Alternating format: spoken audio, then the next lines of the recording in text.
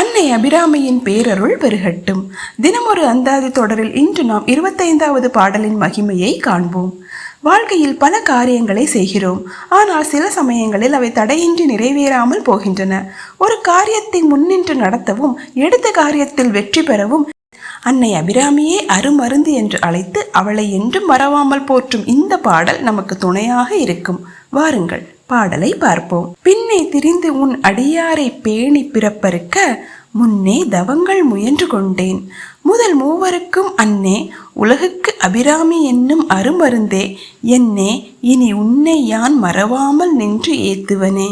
அதாவது பின்னே திரிந்து உன் அடியாரை பேணி பிறப்பறுக்க, உன் அடியவர்களை பின்தொடர்ந்து அவர்களுக்கு பணிவிடை செய்து இந்த பிறவி சுழற்சியில் இருந்து விடுபட வேண்டும் என்பதற்காக முன்னே தவங்கள் முயன்று கொண்டேன்.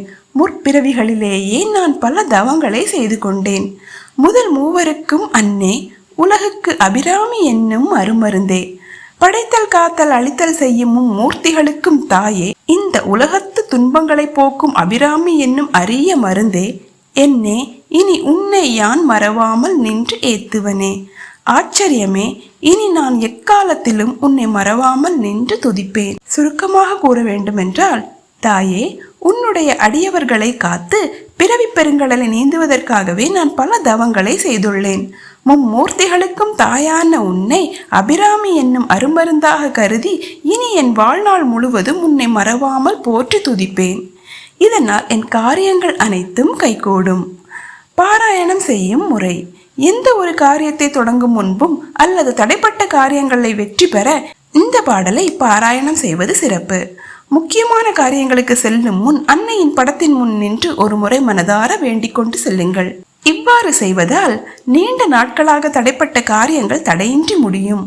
அன்னையின் அடியவர்களுடன் இணைந்திருக்கும் பாக்கியமும் நேர்மறையான எண்ணங்களும் பெருகும். எந்த ஒரு செயலையும் அன்னையின் அருளோடு தொடங்கும் தன்னம்பிக்கை பிறக்கும். அன்னைக்கு செவ்வரளி அல்லது மல்லிகை மலரை சமர்ப்பிக்கலாம். நைவேத்தியமாக பாயாசம் அல்லது இனிப்பு பலகாரம் படைக்கலாம். அபிராமி என்னும் மறுமருந்தை நினைத்தால் அத்தனை தடைகளும் நீங்கும். நீங்களும் இந்த பாடலை துதித்து நினைத்த காரியங்களை வெற்றியுடன் முடியுங்கள்.